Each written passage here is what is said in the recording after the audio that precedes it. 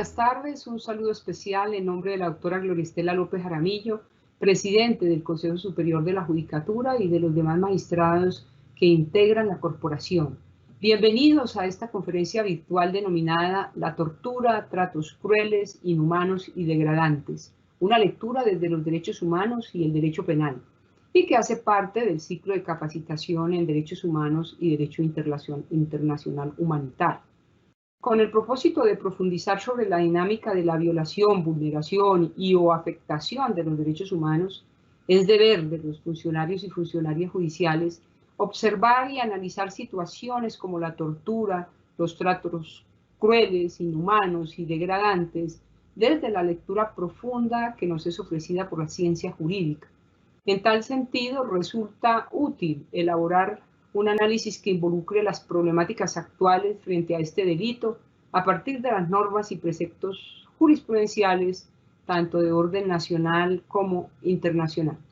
A partir de lo anterior, se pretende lograr una efectiva protección de los derechos humanos y fortalecer el servicio de administración de justicia desde un análisis de derecho comparado que permita un abordaje integral del problema, considerando que esta conducta punible representa tal vez uno de los crímenes más graves y lesivos para los derechos inherentes a los seres humanos.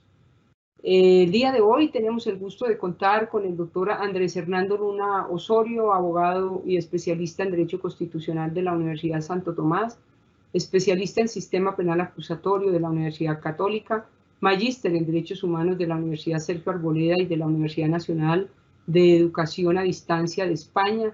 Es docente universitario y es autor de libros y artículos en materias relacionadas con el derecho penal, procesal penal y derechos humanos. Actualmente, el doctor Luna se desempeña como juez primero penal del circuito especializado del Distrito Judicial de Bucaramanga.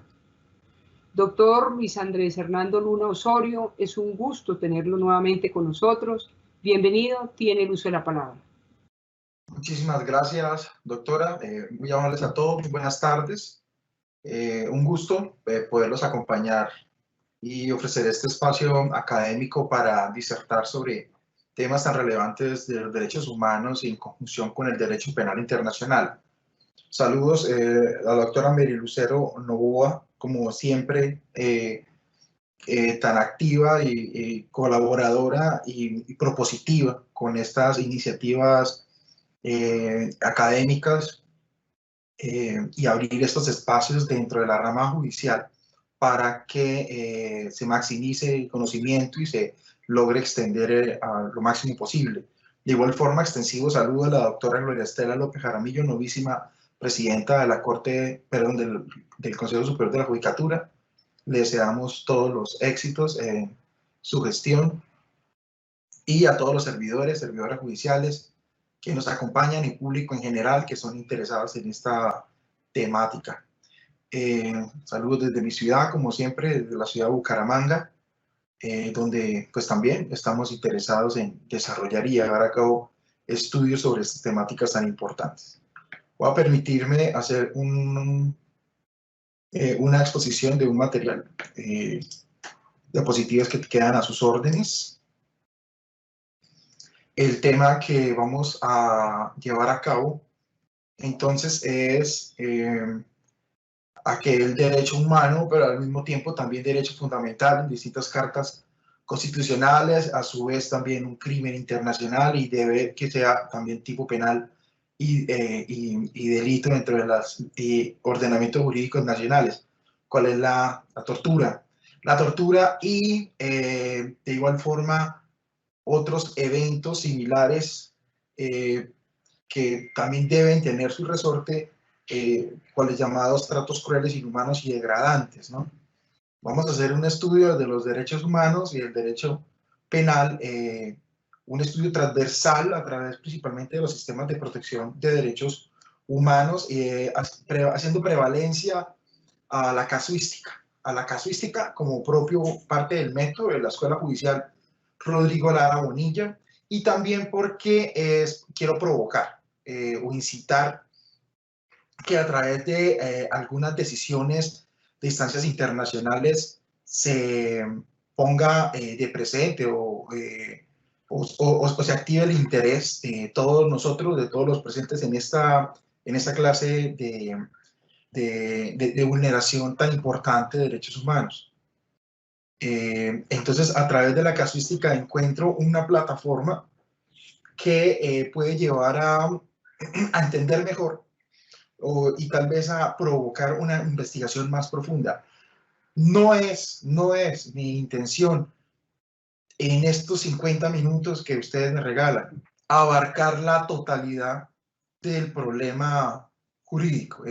Sería algo absolutamente irrisible, ¿no? Es solamente una pincelada, es como les indico, es una provocación para analizar y para contemplar las distintas visiones de esta conducta y especialmente la repercusión de la Convención Americana de Derechos Humanos tan importante, no solo en nuestro sistema jurídico, sino en todos aquellos que tiene competencia la Corte Interamericana de Derechos Humanos, y unos especiales puntos que se tocan y que logran refugir de una manera tan especial, tan importante, que podemos decir que inclusive somos adelantados en la misma interpretación que hasta la Corte Penal Internacional y la doctrina especializada desarrollan, y que lastimosamente no invocan o no citan concretamente algunos precedentes interamericanos tan importantes. El contenido de la conferencia es este, son 6 puntos muy concretos.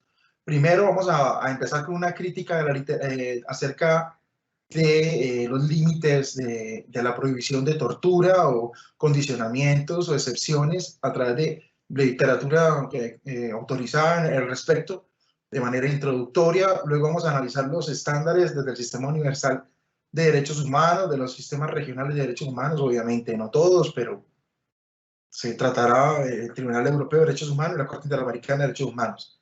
Estándares desde la jurisdicción penal internacional, no se puede abarcar todo, sería imposible, pero quiero hacer una breve pincelada, una idea muy general de cara principalmente al Estatuto de Roma de la Corte Penal Internacional. Por último, una reflexión al ordenamiento jurídico colombiano solamente de la Corte Constitucional. No he querido abarcar el tema de la Corte Suprema de Justicia porque tal vez la lectura es mucho más teórica acerca de cómo algunas reglas o precedentes internacionales pueden llegar a influir en decisiones internacionales, ¿sí? Y por último, ofrecemos unas conclusiones y un espacio para preguntas. Primero, entonces, acerca de literatura sobre excepciones al derecho humano de prohibición a la tortura. Hay voces cualificadas, inclusive actuales, modernas. He tratado de traer literatura lo más actual posible, obviamente sin pretensión de señalar que todo el estado del arte está acá presente, pero son algunas observaciones muy importantes, ¿no? Tenemos, por ejemplo, al profesor Rodríguez Magariños, profesor de la Universidad de Alcalá. Manifiesta que la tortura es una manifestación de violencia descontrolada. Guste o no aceptarlo, la violencia es una parte del ser humano, un mecanismo evolutivo que hay que saber controlar. Sería vacua ilusión creer que la tortura puede desaparecer y ser erradicada de la faz de la tierra, pues el tormento no es sino una manifestación de la violencia, y este no es más que un componente de la esencia humana. Recordemos tal vez la lectura de Foucault en Vigilar y Castigar, o el nacimiento de la clínica, acerca de estos aspectos, ¿no? Analizando la tortura escépticamente nos percatamos que es un mecanismo que opera como una consecuencia natural de un sistema y de planteamientos socioculturales que este encierra. Dice Rodríguez Magariños, la lucha contra la tortura exige una actuación activa, una concienciación social. De igual forma, el importante profesor Máximo Latorre, la profesora Marina Lalata Costerbosa, de la Universidad de Hull, Cantizano y la Universidad de Bolonia, indican o concretan señalando que los argumentos utilizados generalmente para readmitir el uso de la tortura dentro de la ley en diferentes legislaciones se recurre a 4 supuestos. Primero, a lograr aspectos sobre su redefinición a partir de cambios precisados en las convenciones, de la analogía, la analogía a través del homicidio o de otras normas jurídicas similares, a la determinación de alguna laguna que tiene que suplirse o llenarse a través de reglas interpretativas, obviamente vulnerando gran mayoría de los principios postrevolucionarios de legalidad en materia penal. Y finalmente, y creo que este es un aspecto muy importante, a la ponderación de bienes jurídicos recurrentes o contrapuestos. Recuerdo conscientemente las discusiones tan acaloradas entre Atienza y García Amado, siendo este último un férreo defensor del ordenamiento jurídico que ofrezca seguridad y que no esté al garete o al vaivén de las diferentes interpretaciones de ponderación, ¿no? Criticando fuertemente la real influencia de Alexis en Alemania y propiamente realmente en México y en Latinoamérica, señalando que los riesgos de lo que se ha llamado el nuevo constitucionalismo. Indica la rota y la lata que la tortura es aquella prácticamente a la cual aquel que se le aplica se le niega todo derecho, es decir, se objetiviza, se cosifica la subjetividad jurídica como capacidad de querer autónomo e imputabilidad de conducta. Es precisamente lo que la tortura quiere destrozar y eliminar de una vez por todas. Dice Pino Gamer, profesora de la Universidad Carlos III de Madrid, que a medida que se ha desarrollado la cultura de los derechos humanos, la noción de tortura también ha ido evolucionando, que a pesar de los avances de la protección de derechos humanos, se han sucedido en todo el mundo conflictos abominables en los cuales la tortura ha ocupado un papel tristemente protagonista, principalmente después del 9/11. Y en las últimas décadas, y especialmente del 11 de septiembre, hemos asistido a un retorno de la tortura en la actualidad internacional, llegando a hablar de un cambio de paradigma, de un giro de valores. La tortura pasó así de ser una práctica clandestina en países democráticos, una práctica reconocida y defendida inclusivamente por juristas, filósofos, políticos e intelectuales. Los argumentos esgrimidos para defender la supuesta moralidad de tortura para salvar vidas en situaciones extremas normalmente se basan en aquel paradigma de la bomba de relojería que planteaba alguna discusión Niklas Luhmann en el año 93 en la Universidad de Heidelberg, tal vez, no sé, acerca de esta ponderación y esta eficiencia que posteriormente vamos a ver el Tribunal Europeo plantea en el caso Gaudium contra Alemania. García Cívico, profesor de la Universidad Jaume y de Castelo, señala que podemos convenir en que la definición de tortura, tal como se reflejó en instrumentos internacionales tras la Segunda Guerra Mundial, encuentra sus limitaciones en las preocupaciones propias de ese momento. Sí, posiblemente fueron los móviles de la obtención de información relativa a su versión política, llamada así por gobiernos ilegítimos en términos democráticos, las señales principales del elemento teleológico del crimen de tortura. Aunque, dice, más de medio siglo después de las declaraciones pioneras que prohibieron la tortura, se comprobó que este elemento teleológico del cual está tan unido, arraigado la tortura, como es obtener confesiones, declaraciones, información, delaciones. Dice García Cívico, realmente es que es mucho más amplio y en gran medida algunas veces hasta irrelevante, porque abarca no solo confesión, delación, sino información hasta de futuros eventuales hipotéticos ataques, pero también puede ser simplemente el deseo sádico o la frustración de una serie de agentes de policía, del ejército o agencias de información. Pone ejemplo prácticas como privación sensorial, humillaciones sexuales, violaciones colectivas, zoofilia forzada, ingesta de excrementos, vejaciones crecientes, pérdida de la conciencia, insultos constantes. Y dice, bueno, ¿esto realmente qué tendría que ver con la teleología señalada por el instrumento internacional? Realmente, termina García así con este interesante trabajo que presenta, señala que este tipo de agresiones solo lo que quieren es manipular la sensibilidad de la persona torturada. García Cívico señala entonces que más que un daño observable a plena vista, lo que genera el acto de tortura es provocar ese daño interior hondo y subjetivo destinado a no quedar limitado a los días del tormento, sino a constituirse en una situación traumática de gravitación muy íntima. La intención no importa, señala García. La tortura no se limita al suplicio sistemático dirigido a la obtención de una confesión. Realmente va mucho más allá. La tortura es una señal de fuerza, mueve mensaje de terror, humillación y desprecio. Precisamente puede ser por puro placer. Erwin Stout, profesor de la Universidad de Massachusetts, señala que hay una serie de motivaciones que llevan a la tortura o el asesinato.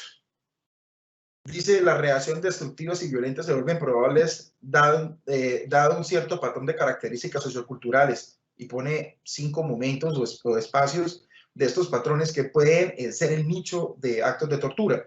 Una historia de evaluación de un subgrupo de la sociedad y discriminación contra este subgrupo que preselecciona el grupo como víctima de un chivo expiatorio o persecución ideológica. Fuerte respeto por la autoridad. Es decir, una autoridad indesafiable, ¿sí? Casi a un nivel de rigor,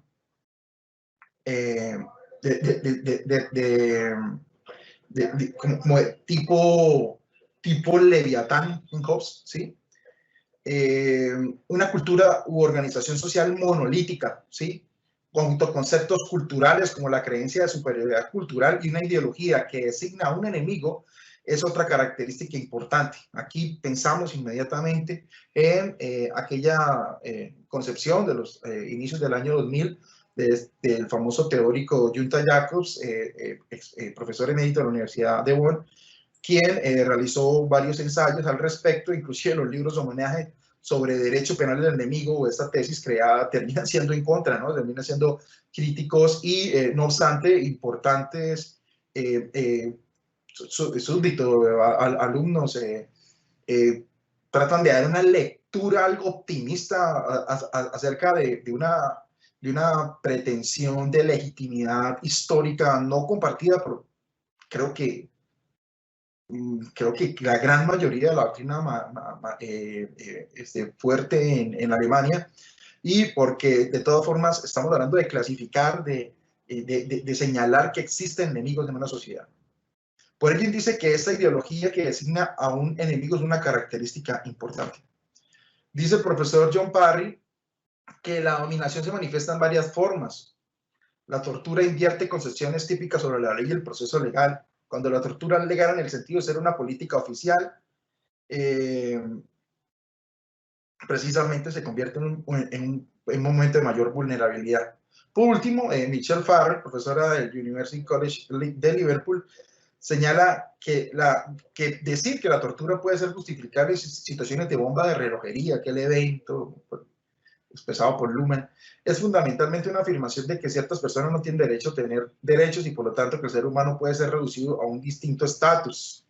Al postular al individuo como un terrorista con una bomba de relojería, el escenario de la bomba de relojería dirige la narrativa de modo que la vida o la humanidad del sujeto, la víctima potencial, no sea reconocible. Entonces, tenemos que existe un amplio consenso doctrinal acerca de la proscripción y de la prohibición de esta clase de actos como legítimos, ¿sí? Bien, dentro de los estándares del Sistema Universal de Derechos Humanos tenemos principalmente la lectura del Pacto Internacional de Derechos Civiles y Políticos, la Convención contra todas las formas de tortura, las observaciones generales de los comités que coordinan estos instrumentos fundamentales de derechos humanos, y algunas decisiones adoptadas en ese respecto. Entonces, vamos a hablar primero de las observaciones generales, ¿sí? Como forma de interpretación autorizada por parte del comité. Entonces, primero, el Pacto Internacional de Derechos Civiles y Políticos, en el artículo 7 y 10, hace referencia acerca de la tortura, específicamente a que nadie será sometido a tortura, ni a pena, ni a tratos crueles, y inclusive tampoco experimentos científicos. Y el artículo 10, que tiene una relación muy directa sobre que toda persona privada de la libertad debe ser tratada humanamente. Tenemos, entre otras, del Comité de Derechos Humanos, la observación general número 2, ahí dice 20, pero, no, miento, sí es la número 20, actualizada, ¿no? Porque recogió la séptima, dice que tampoco el comité considera necesario hacer una lista de actos prohibidos a establecer distinciones concretas, que la prohibición del artículo 7 del pacto se refiere no solamente a actos que causan a la víctima dolor físico, sino también a aquellos que causan un sufrimiento moral. Específicamente, esa norma se refiere al sufrimiento de niños, alumnos y pacientes en establecimientos de enseñanza e instituciones médicas. Ese fue su ratio legis, por llamarlo de alguna forma. También tenemos la observación general número 21 del mismo Comité de Derechos Humanos. Acerca del artículo 10, señala que las personas privadas de libertad no pueden ser sometidas a trato incompatible con el artículo 7 a experimentos médicos, sino tampoco a penurias o restricciones que no sean las que resultan de la privación de la libertad. Aquí vamos a empezar a ver un fuerte contraste, y aquí quiero que analicemos y saquemos nuestras propias conclusiones de nuestra situación carcelaria, ¿sí? Del problema de estado de cosas inconstitucional, de las diferentes órdenes emitidos por autos de sala de seguimiento de estas circunstancias, la no superación de ese problema, las múltiples exhortaciones de la Corte Constitucional colombiana a ese respecto y las pocas o casi que nugatorias soluciones que se ha ofrecido, que la Corte Constitucional tampoco puede llegar a generarse como un órgano ejecutor de una política pública, ¿sí? Trata de hacer los mayores esfuerzos, pero me surge una gran preocupación y es la posibilidad de responsabilidad internacional a través de las paupérrimas y realmente preocupantes situaciones de hacinamiento, de higiene, de controles de salubridad, de vigilancia que ocurre en múltiples establecimientos penitenciarios. Yo no quiero aquí satanizar ni señalar como exclusivos responsables a los directores y subdirectores de cárceles de penitenciaría, a los miembros de la IMPEC. No, todo lo contrario, esos cargos son, pero dificilísimos de llevar a cabo. O sea, y la respuesta no es la típica respuesta de por qué no renuncia entonces y ya, y váyase. O sea, ¿sí? Si le queda grande el cargo, váyase. No es que trabajan con las uñas. Es que el problema debe ser una transformación institucional y debe existir real interés en ese aspecto. Una política pública sobre ese tema no se ha generado. No se ha generado, no existe interés. No existe interés. Bien, entonces, señala esta misma observación general que tratar a toda persona privada de libertad con humanidad y respeto es una norma fundamental. Y por ello, miren, la tal norma no puede depender de recursos materiales disponibles para el Estado aparte, que es la excusa más común. Yo sé que no es un tema fácil, el tema presupuestal, sé que es muy complejo y los economistas se rasgan las vestiduras al respecto, pero tenemos que dar una solución. O sea, el Estado social y democrático de derecho, respetuoso de una aplicación y una interpretación del bloque de constitucionalidad a través de estos pactos que no admiten salvaguardas, que hacen parte del bloque estricto sensu, necesitan una respuesta. O sea, es que es exigible. Inclusive supera cualquier ley del presupuesto o cualquier ley marco, no sé, que exista en el Estado colombiano. Bien, hay otro instrumento que es la Convención contra la Tortura y otros tratos o penas crueles e inhumanos a migrantes del 84. Este, llamémoslo, es el instrumento marco que realmente define o precisa los lineamientos de la tortura y a través del cual existen múltiples interpretaciones. Se dice que se entiende por tortura todo acto que inflige intencionalmente a una persona dolores de sufrimientos graves. Mire con ese término grave, esa calificación grave es muy propia del ámbito o escena internacional, para obtener, y ahí empiezan las finalidades, ¿sí?, de él o de un tercero, información de confesión, castigo, intimidación o coacción, cualquier tipo de discriminación, y específicamente señala o ubica el agente como un miembro de la fuerza pública, como un funcionario público, bien sea por acción o por omisión. Entonces, estos instrumentos están diseñados o están expuestos como una forma de responsabilidad de la agente estatal, más que pensando o preocupando en la posibilidad real y cierta y continua de de los particulares que también pueden llevar a cabo esta clase de actos y que no necesariamente o indispensablemente van a tener una relación directa con el Estado. Pues sí, en efecto, si el Estado no realiza alguna acción, pues sería por omisión, ¿sí? Pero realmente existen múltiples eventos en los cuales los particulares de manera oculta, subrepticia, pueden llevar a cometer esta clase de conductas, y estos instrumentos internacionales no estaban dirigidos específicamente a ese tipo de universo constelación de casos. Tenemos observaciones generales como la del Comité contra la Tortura, observación 2, en el que indica que los Estados partes jamás pueden invocar circunstancias excepcionales para justificar actos de tortura, que el comité destaca que los elementos de intencionalidad y finalidad no entran en una investigación subjetiva de las motivaciones que pudo tener los autores, sino conclusiones objetivas a través de la luz de las circunstancias concretas. En la misma observación 2 se indica que al tipificar la tortura separadamente de las lesiones, pues está bien que se realice de esa forma siempre y cuando se exista o la conciencia de que estos actos pueden llegar a ser otros actos similares a la tortura, actos inhumanos, degradantes, y que deben tener una punición o una respuesta punitiva coherente.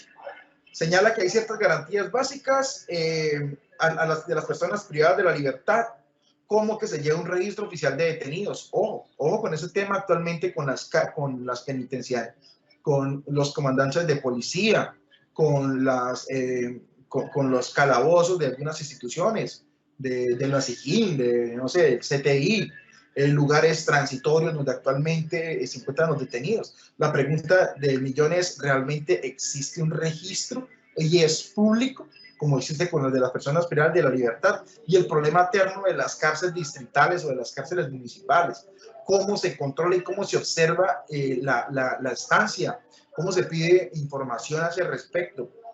O sea, ¿realmente existe ese registro público y cómo se sabe las condiciones de ese registro público?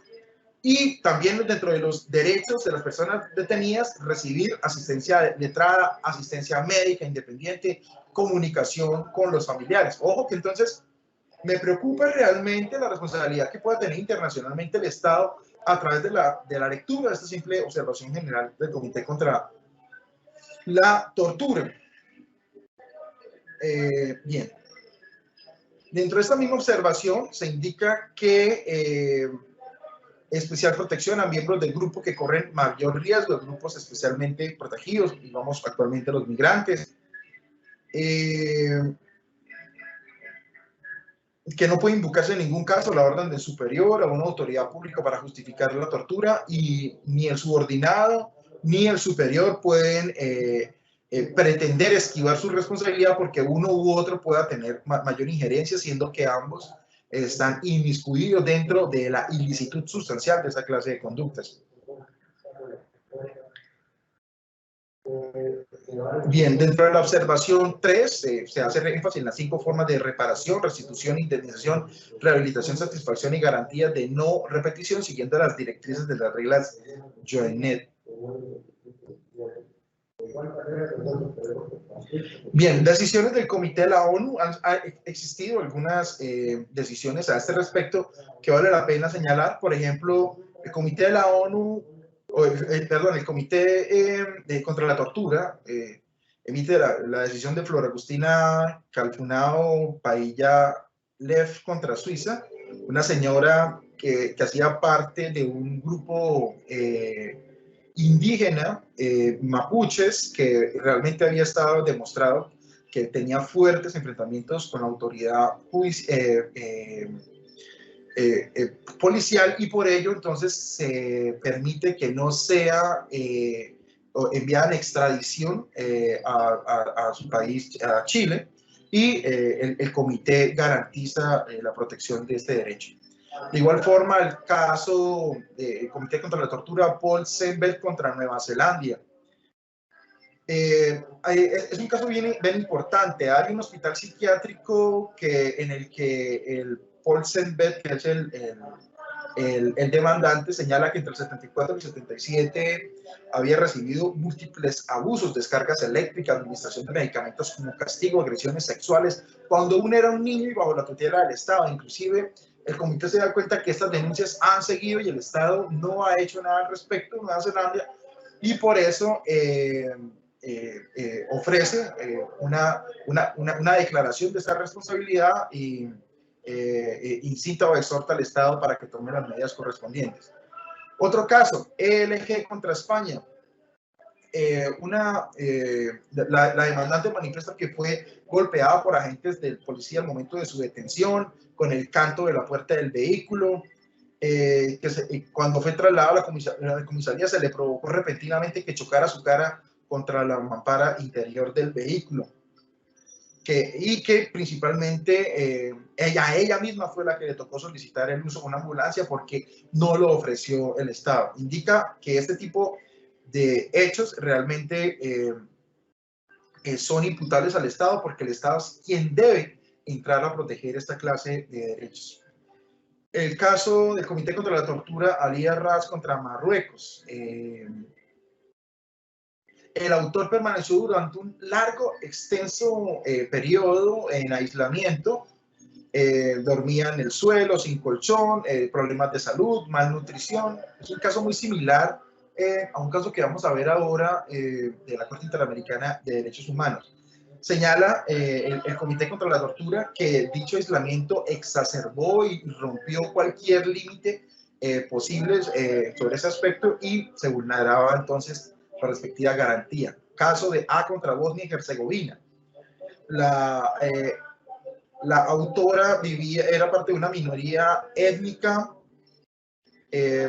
La autora fue obligada a salir de su domicilio a punta de pistola y violada por miembros del BRS, quedó embarazada y se le sometió a la interrupción del embarazo. El comité señaló que aunque hubiese sido indemnizada, no obstante, debían tomarse medidas más reparadoras de restitución, indemnización, rehabilitación, y que se vulneraba obviamente la garantía de vivir libre de cualquier clase de acto de tortura.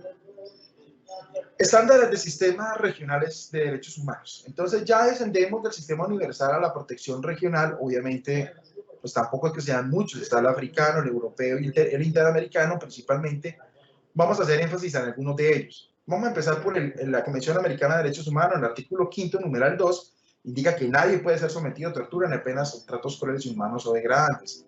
Sobre este aspecto también tenemos la Convención Interamericana para Prevenir y Sancionar la Tortura del 85, reconocida, aprobada mediante la Ley 409 del 97, promulgada mediante decreto del 99, declarada exequible en el año 98, en el cual, miren, está importante, y esto es muy importante, realmente es muy importante, definición de lo que va a ser tortura, que luego en el 98 el mismo Estatuto de Roma va a terminar reproduciendo en buena parte y contemplando aquellos requisitos. Dice que se entenderá por tortura acto realizado intencionalmente por el cual se inflige a una persona pena de sufrimientos físicos o mentales.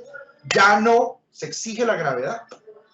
¿Con fines de qué? ¿Cuáles son las finalidades? Investigación criminal, medio intimidatorio, castigo personal, como medida preventiva, como pena o con cualquier otro fin. Entonces, interesantemente, la Convención Interamericana da un paso más allá, es mucho más audaz, propositiva que instrumentos universales, europeos, sobre este aspecto, sin que se entienda que rompe o desdice un núcleo duro, el jus cogens, sino que todo lo contrario, observa y da una mayor amplitud a que estas tecnologías no sean cerradas.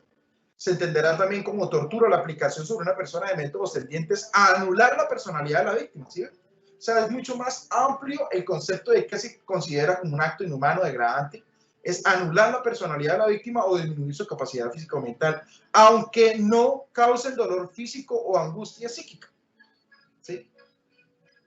No estarán nunca comprendidos las penas y sufrimientos que sean únicamente consecuencia de medidas legales o inherentes a estas, principalmente castigos carcelarios o en centros o instituciones de menores o en hospitales psiquiátricos, siempre que jamás incluya realización de actos o aplicación de métodos de tortura. Vamos a ver algunos precedentes muy brevemente de la Corte Interamericana de Derechos Humanos. No son todos, obviamente, pero en todos ellos sí tienen algo en común, y es que el Estado fue declarado responsable por violación del numeral quinto, artículo quinto, numeral 2 de 1 y 2 del Pacto de San José. Caso Instituto de Reeducación de Menor contra Paraguay 2004. En este instituto, donde sucedió un incendio, todos los internos vivían sobre población carcelaria, hacinamiento, no tenían camas, frazadas, colchones, dormían en el suelo, mal alimentados, pocas actividades para hacer ejercicio, no tenían atención médica, dental, psicológica. Sucede un incendio, algunos adolescentes fallecen. La Corte Interamericana indica es responsable por violar el derecho humano a la prohibición de tortura. Otro caso, caso Tibi contra Ecuador, sentencia del 2004. El señor Tibi sufre serias lesiones cuando estuvo detenido en la penitenciaría del Litoral. De igual forma, su familia se vio afectada al ver las condiciones de la tortura que fue sometida a la víctima. ¿Cuáles fueron el perjuicio, el grado de tortura indirecto que sufre la familia? Y es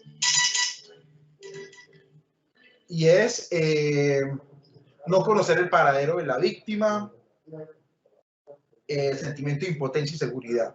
Otro caso, la señora Lori Benson Mejía contra Perú. La señora Lori Benson fue condenada a cadena perpetua por un delito de traición a la patria. Pero en la cárcel de Yamanamo, que se encontraba a 3.800 metros de altura sobre el nivel del mar, fue sometida a un régimen de aislamiento celular continuo, celda pequeña, sin ventilación, sin luz, sin calefacción, mala alimentación, deficientes medidas sanitarias. La atención médica siempre fue deficiente y con varios problemas que inclusive no tenían ni siquiera una luz conforme para estar en ese lugar. Por ello, la Corte establece que se viola la garantía, porque observen que esto no es un derecho o una prestación de realización, tal como, digamos, dentro de la teoría de los derechos subjetivos, de Peces Barba, bueno, inclusive el mismo Ferrajoli, que trae a colación a bastantes autores al respecto, sino se trata es de una proscripción, de una prohibición, de una norma de abstención. Caso César contra Trinidad y Tobago del 2005. César fue sometido a un castigo bastante peculiar llamado el gato de 9 colas cuando fue privado de la libertad. Fueran latigazos con una vara de tamarindo, abedul u otros objetos. Las 9 cuerdas del algodón son descargadas en la espalda del sujeto entre los hombros y la parte baja de la espina dorsal. Este instrumento está diseñado para provocar contusiones y laceraciones en la piel del sujeto. La Corte llega a la convicción que el gato de 9 colas era un instrumento utilizado para infligir en forma castigo cruel, inhumano y degradante, no solo a él, sino en 3 o 5 ocasiones le tocó también a percibir, muerto del miedo, como a sus compañeros también le aplicaban similar castigo. Otro caso, pues caso de Colombia, la masacre de La Rochela contra Colombia, principalmente los sobrevivientes, ¿no? Se entiende que estos sobrevivientes luego de la masacre, que ya todos conocemos en qué consiste, se les sometió a un intenso sufrimiento psicológico, ya que haber visto, presenciado el violento ataque con ráfaga, los tiros de gracia de los compañeros, presenciar el sufrimiento y la muerte de los mismos, vivir con esa ignominia, con ese desasosiego, al enterar que en cualquier momento llegaban los paramilitares y los ejecutaban. Se consideró también irresponsable al Estado y que se había vulnerado el artículo 5.1 y 5.2 del pacto. Bueno Galvez contra Argentina del 2007. El señor indica que en el procedimiento policial y posteriormente judicial fue golpeada en los oídos con la palma de la mano huecada, produciendo los dolores, zumbidos que aún persisten, que fue golpeado en el estómago con golpes de puño, los cuales cesaron al manifestar que tenía úlcera, que lo habían tratado mal. Y entonces el problema jurídico fue si realmente esto se podía considerar como un hecho tan superlativo de tortura o era tal vez un simple caso de lesiones o unos tratos indebidos, pero señalaba que en el caso concreto, teniendo en cuenta los factores endógenos, exógenos en los que estaba sometido, que estaba privado de la libertad, que estaba sometido a la orden de los respectivos agentes, sí se consideró realmente un acto de tortura. Bien, Tribunal Europeo de Derechos Humanos, no voy a hacer mayor énfasis, pues se basa en el Convenio de Protección de los Derechos Humanos, principalmente el artículo 3º, que dice que la prohibición de tortura, nadie puede ser sometido a tortura ni a tratos penos inhumanos y degradantes. Tenemos el caso de Irlanda versus Reino Unido.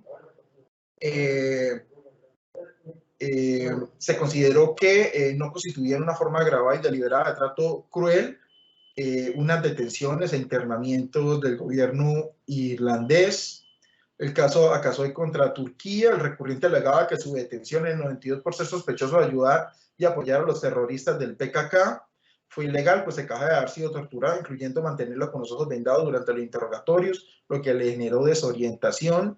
Había sido colgado desnudo de los brazos, con las manos atadas detrás de la espalda. El tribunal concluyó que este trato era de naturaleza tan grave y cruel que configuraba tortura.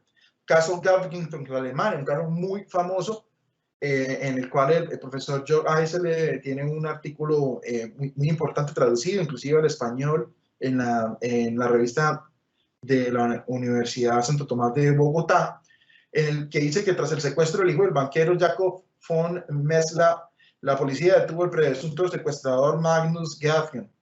Por orden del vicepresidente de la policía de Frankfurt, los agentes de policía amenazaron al secuestrador durante el interrogatorio, causándole dolores para así dar con el escondrijo del niño secuestrado y poder salvarlo. El autor del delito reconoce su participación y el miedo de la amenaza y reveló dónde estaba. No obstante, para aquel entonces el niño secuestrado ya había muerto. Entonces termina diciendo el tribunal que el acusado en el procedimiento penal tiene una serie de derechos, entre esos que no se sirvan de pruebas obtenidas con violación de los derechos fundamentales, y que en este caso pues no existía circunstancias apremiantes o especiales que señalaran que la actividad de los policiales se pudiera justificar de alguna forma. Caso el Masri contra la exrepública Yugoslava de Macedonia. Un nacional alemán de origen libanés alega que haber sido objeto de una operación de entrega secreta en el marco del cual fue arrestado, detenido en secreto, interrogado, maltratado por funcionarios del Estado antes de ser entregados al aeropuerto de agentes de la CIA, quienes lo trasladaron seguidamente en un vuelo especial flotado por la CIA a un centro secreto de detención en Afganistán, donde fue sometido a torturas durante más de 4 meses. El demandante, dice el Tribunal Europeo, no representaba ninguna amenaza para los agentes de la CIA, de modo que no se justifica de ninguna forma el empleo de estas medidas antes descritas. Caso Al-Nashiri contra Polonia. En este caso, acerca de las denuncias efectuadas por Al-Nashiri, quien afirma haber sido víctima de tortura, además de malos tratos y transferencias secretas, tras ser acusado de ser el autor intelectual del supuesto atentado terrorista contra el buque de la Marina estadounidensemente, el USS Cole. El 12 de octubre del 2020, el demandante denunció haber sido detenido en un black site por la CIA en Polonia, centro clandestino de detención creado por esa agencia, donde se tortura e interroga a prisioneros, entre esos de Al-Qaeda, supuestamente haber estado al mando de este grupo. El tribunal resolvió que el trato que el demandante fue sometido por la CIA durante su detención en Polonia equivalía a tortura. Bien, seguimos entonces ahora a estudiar los estándares internacionales de una jurisdicción penal internacional. Actualmente, el Tribunal de Justicia Permanente, Universal, Continuo y más respetuoso de la legalidad es la Corte Penal Internacional, y cuyo fuente principal es el Estatuto de Roma de la Corte Penal Internacional. No obstante, eso no quiere decir que no existan experiencias internacionales también relevantes, pues inclusive yendo a una historia no tan lejana, los tribunales de Nuremberg, el Tribunal de Tokio, Extremo Oriente, posteriormente los tribunales para la Yugoslavia, el Tribunal de Ruanda, y luego unos tribunales híbridos, ¿no? Entre esos, hay varios tribunales híbridos, pero es un tema bastante diferente. No quiero tocar ese tema, sino solo observar algunos instrumentos internacionales creados en los tribunales ad hoc y el permanente para establecer el concepto y estructura de lo que se considera como tortura y hacer algunas conclusiones. Tenemos el Estatuto de la Corte Penal Internacional, el Estatuto de Roma del 98. Se dice que por tortura se entiende causar intencionalmente dolores o sufrimientos graves, pero ya vamos a ver qué pasa con los elementos de los crímenes. Dice, ya sean físicos o mentales, o una persona que el acusado vaya tenido bajo su custodia o control. Sin embargo, no se entenderá por tortura el dolor o los sufrimientos que se deriven únicamente de sanciones lícitas y que sean consecuencia normal o fortuita. En el 2002, un grupo especialmente destacado para desarrollar y dotar de contenido a las diferentes infracciones internacionales, creó los elementos de los crímenes. Vamos a hablar específicamente del artículo 7.1f. Cuando habla del crimen de lesa humanidad de tortura, no vamos a hablar de la tortura como crimen de guerra, lo vamos a dejar aparte, y contempla algunos elementos. Que el autor haya infligido a una o más personas graves dolores o sufrimientos físicos o mentales. No obstante, cuando los elementos de los crímenes habla del grave, no se determina o no se señala que haya sido una calificación superlativa, una calificación casi que imposible, sino que tendría que analizarse en el respectivo caso concreto y la forma como que lo grave no es una calificación casi que diabólica de establecer. Que el autor tuviera a esa o esas personas bajo su custodia o control, que el dolor o sufrimiento no haya sido resultado únicamente de la imposición de las sanciones legítimas, sino fue inherente e incidental a ellas, que la conducta se haya cometido como parte de un ataque generalizado o sistemático dirigido contra la población civil, que el autor haya tenido conocimiento de la conducta. Bien, los estatutos, tanto el de Yugoslavia en el artículo 5 no define qué es la tortura, ni tampoco el estatuto de Ruanda en el artículo 3F. Sus interpretaciones van principalmente aunadas a la Convención contra todas las formas de la tortura. Vamos a traer dentro de la colación al profesor Gerald Berle, Universidad Humboldt de Berlín. Yo sé que esta no es la última edición de una traducción en español, pero lastimosamente no contaba aquí con el texto más actualizado.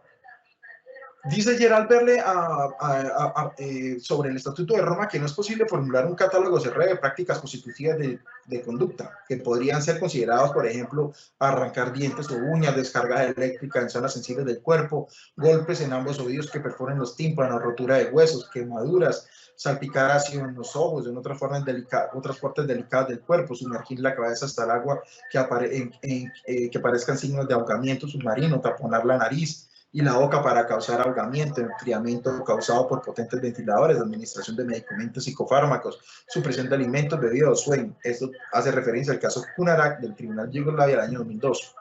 También indica son típicos los dolores y sufrimientos mentales de carácter grave, como por ejemplo obligar a presenciar las torturas de una ejecución de un familiar, caso Furunjica, Tribunal de Yugoslavia de 2018. Culmina entonces señalando el profesor Berle que la definición legal de la tortura recogida en el 7.12 del Estatuto de Roma es más amplia que la contenida la Convención contra la Tortura. No es necesario que la acción se lleve a cabo por un funcionario público, ni que sea provocado por este o se cometa con su acuerdo expreso o tácito. La exigencia de este requisito es contraria al Estatuto de Roma y al derecho internacional consuetudinario. Se incluyen, por tanto, las torturas cometidas por miembros de aparato de poder no estatales e inclusive también por particulares. No son tortura los dolores o sufrimientos que sean consecuencia normal o fortuita de sanciones permitidas. Y que el Estatuto de Roma, que exige la causación del dolor, se lleva a cabo de forma intencional, no contiene ninguna desviación respecto a las exigencias generales. No es necesaria una persecución de un fin más allá de la mera causación de este dolor o sufrimiento físico o mental. Por último, ya en el ordenamiento jurídico colombiano también hemos tenido experiencias de dos demandas de inconstitucionalidad contra el tipo del 178 del Estatuto Primitivo del 2000, que se reflejan así, la C-143 de 2015, en el cual se demandaba el inciso final de la norma, en el cual se hace una excepción a lo que puede considerarse que no es tortura. Termina la Corte Constitucional señalando que la excepción se debe comprender en el sentido de que existe una serie de sanciones, como puede ser la privación de la libertad, que se encuentra aceptada internacional e internamente y que en tal sentido no pueden ser entendidos como tortura. No obstante, la exclusión de ciertos dolores y sufrimientos natural de una sanción legítima o lícita no se puede entender como una forma de flexibilizar la prohibición de tortura, ya que se debe tratar, aunque la Corte Constitucional no lo señala de esa forma, de formas de generar dolor o de generar sufrimiento, principalmente por el uso de la fuerza, de forma reglamentada, de forma concreta, que tenga un fundamento jurídico y cumpliendo órdenes de proporcionalidad. En una conferencia que dicté el año pasado, precisamente en este mismo escenario, acerca de los estándares para proteger derechos humanos en situación de pandemia, ha sido una afirmación que hoy día reitero y confirmo, inclusive señalando también, o tomando como excusa la reglamentación del uso de la fuerza en México recientemente el año pasado. Y les explicaba que realmente en Colombia falta, o sea, es huérfano de una reglamentación mucho más expresa, mucho más eficiente, porque sí es posible reglamentar el uso de la fuerza, pero de una manera conocida, es decir, que se pueda y que se pueda conocer por todos los ciudadanos acerca de cuáles son los límites, las formas del uso de la fuerza, las maneras como pueden adelantarse, los diferentes actos y en qué lugares y frente a qué personas y autoridades o forma de captar estos sufrimientos, estos castigos, un registro al respecto de los mismos, duración, principalmente en situaciones carcelarias, donde existe tanto estrés, indisciplina, principalmente en personas delincuentes. Ojo, este término no es un término peyorativo, un término del derecho internacional, ¿no? De los derechos humanos, no lo tomen como peyorativo, llamemos recluso. El interno se comporta de manera desafiante, rebelde, grosera, pero entonces, ¿cómo debe realmente crearse estas barreras o estos límites? ¿Es posible hacerlo? Creo que sí. Creo que sí, existe suficiente experiencia, pueden existir comités o grupos encargados de reglamentar estas formas del uso de la fuerza, bien sea la policía, en las diversas manifestaciones donde pueden existir brotes de violencia. Piénsese usted el caso tan lamentable, sí, por no decir impresionante, de la muerte de tantas personas en la cárcel Modelo de Bogotá. Algunos le llaman homicidio, eso está en investigación, muy probablemente sí lo sea. ¿Dónde están las responsabilidades? ¿De qué forma? O sea, ¿cómo se prepara y cómo puede el sistema penitenciario soportar, no, reaccionar frente a dichos actos? Y observen que no es un hecho que sea totalmente anecdótico o algo novedosísimo, sorpresivo, imprevisto. No, es que puede suceder y ha sucedido en muchos lugares y puede suceder en muchos espacios. Entonces, ¿cómo se tiene que hacer el uso de la fuerza en esos casos para generar una mayor amplitud de lo que la Corte Constitucional termina declarando exequible en este aspecto? Yo creería que hubiese sido interesante una declaratoria de exequibilidad con una exhortación al gobierno sobre este aspecto, ¿no? Y por último, la sentencia C-148 del 2005, en el cual se declaró inexequible en Colombia el calificativo de grave, muy al contrario, la Convención contra la Tortura a nivel universal o el Estatuto de Roma de la Corte Penal Internacional, porque para nosotros en nuestro sistema regional existe la Convención Interamericana, la cual realmente es un avance, ha sido el pivote a través de la cual la Corte Interamericana ha hecho una jurisprudencia brillante, propositiva, novedosa a este respecto, y por ello era insostenible e intolerable que nuestro propio ordenamiento jurídico no fuera coherente con el postulado de la Convención. Bueno, pues las conclusiones las hemos adelantado durante toda la conferencia, ¿sí? Y es que pues existen diferentes vertientes o lecturas, todas dirigidas pues en nuestros intereses al elenco nacional colombiano, y es importante pues tomar nota de cómo podemos adecuar nuestras legislaciones, cómo podemos mejorar los procedimientos, cómo podemos hacer interpretaciones mucho más amplias, cómo pueden mejorar las investigaciones, los juzgamientos, los procesamientos, ¿sí? Las formas de tomar denuncias anónimas y controles principalmente frente a esos focos o lugares donde pueden ocurrir, si no bien ser torturas, hechos de actos crueles, inhumanos y degradantes, y cómo controlarlo y hacer un autocontrol o una autorresponsabilidad que evite posteriores responsabilidades internacionales. Les agradezco enormemente a todos la atención. Espero que haya sido de su agrado la temática, pues se dan cuenta, es una temática que me gusta mucho, me llama bastante la atención y espero haber expuesto, transmitido en algo la importancia de este tema. Mil gracias a todos. Muchas gracias, doctor Andrés Hernando, por su clara, precisa y muy ponderada explicación acerca de este tema tan importante y tan sensible en nuestra sociedad.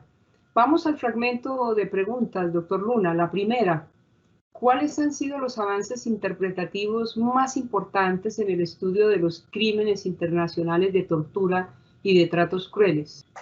Sí, sin lugar a dudas, la apertura de las finalidades del crimen de tortura, la posibilidad de que no solo tenga un sujeto activo calificado como agente estatal, ya que el paso del tiempo ha demostrado que la razón de ser, pues obviamente se ha amplificado, y principalmente el ataque o la degradación del nivel de gravedad de lo que puede considerarse como un acto internacional de tortura. Perfecto, doctor Luna. Segunda pregunta, ¿qué experiencias para Colombia puede extraerse de decisiones de tribunales internacionales sobre la materia? Gracias. Especialmente, principalmente, las decisiones de la Corte Interamericana de Derechos Humanos. No exploramos todas, obviamente, del tiempo ni el espacio, y también la pretensión no era esa, pero sí existen precedentes concretos, o sea, en los cuales el Estado así no llegue a ser condenado, no espere a ser condenado, para adecuar medidas de restablecimiento, principalmente legislativas normativas, que generen esa transparencia en el uso de la fuerza. Doctor Luna, ¿cuáles son los retos jurídicos para Colombia en investigación, persecución y juzgamiento de los crímenes de tortura y de tratos crueles?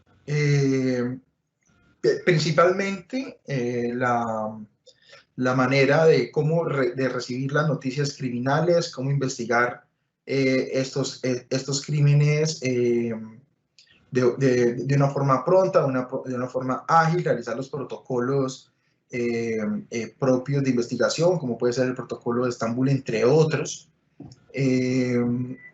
Dar la importancia sin ningún sesgo de confirmación acerca de estos hechos o discriminación porque provenga de población penitenciaria, estos hechos eventuales de tortura, ya que parece ser que lo que tiene que ver con población penitenciaria se parte del hecho de que se exagera, o de que son venganzas o retaliaciones contra los guardianes o custodios o directores que ordenan esta clase de medidas. Debe realmente eliminarse esta clase de aspectos que llevan a limitar el ejercicio, el acceso y tutela efectiva a la administración de justicia.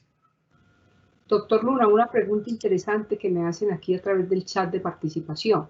¿La violencia de género, en especial la doméstica contra la mujer y la violación sexual, no es un tipo de tortura? Interesantísima la pregunta. Yo no veo por qué no, es decir, perfectamente podría llegar a hacerlo. Máxime que hemos desmitificado, hemos tratado de derruir varias barreras acerca de que el sujeto activo tenga que ser un agente, que exista un propósito de buscar información judicial, o que sean actos exacerbados o una violencia inusitada. Y todo lo contrario, estamos precisamente hablando de contextos en los cuales por factores exógenos o endógenos se puede hablar de humillación, ¿sí? De tratos indignos, como puede llegar a ser, imaginémonos, encerrar a una mujer, de quemarle su ropa, cortarle la comunicación, humillarla, realizar laceraciones, e inclusive llegar a la violación, que sería una conducta totalmente autónoma al hecho de la tortura. Entonces, sí, claro, es una mirada y es sofisticada, y tal vez la historia nos juzgará pero la historia nos juzgará, pero creo que estamos en mora de también poder hacer esta clase de investigaciones sin necesidad de catalogar esto como expansionismo punitivo o como una desproporcionada persecución en contra del garantismo, sino sencillamente, si nos damos cuenta, es una lógica consecuencia de una interpretación válida del bloque de constitucionalidad y de interpretaciones sobre estos postulados de derechos humanos, que hacen núcleo duro de los derechos humanos. Nuestro agradecimiento especial al doctor Andrés Hernando Luna Osorio por su generosidad, su compromiso con la formación judicial en esta y otras conferencias que nos han acompañado con claridad, con precisión, con ponderación en relación, en este caso, con la lectura crítica que podemos hacer del crimen, de la tortura, tratos crueles, inhumanos y degradantes desde los estándares de los derechos humanos y las perspectivas ofrecidas por el derecho penal nacional e internacional, exaltando desde luego la importancia del derecho comparado como herramienta para el fortalecimiento de la práctica judicial a partir de las diferentes experiencias judiciales y la solidificación de los más arraigados conceptos del derecho internacional en su relación con los postulados nacionales con el fin de lograr una efectiva protección de los derechos humanos en su contexto. Y doctor Luna, hoy quiero aprovechar para invitarlo y ahondar el tema sobre la tortura, los tratos degradantes a la mujer, un tema muy interesante y donde hay mucha tela de donde cortar. Gracias a todos los servidores y servidoras judiciales y a todas las personas que actúan en el sector justicia y que se han interesado en esta conferencia virtual. Nos despedimos con una frase de la exalta comisionada de las Naciones Unidas para los Derechos Humanos, expresidenta política y abogada irlandesa Mary Robinson. La violación de los derechos humanos de hoy son la causa del conflicto del mañana. Muchas gracias.